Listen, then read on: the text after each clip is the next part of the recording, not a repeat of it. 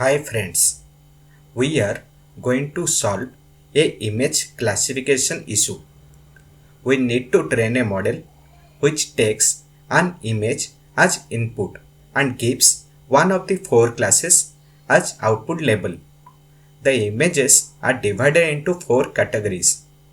They are category 1, category 2, category 3 and category 4. Category 1 images are of this type. Category 2 are like this. Category 3 are like this. And category 4 are like this.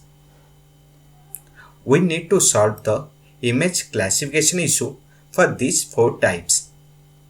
Next videos will show how to solve this issue. Thank you.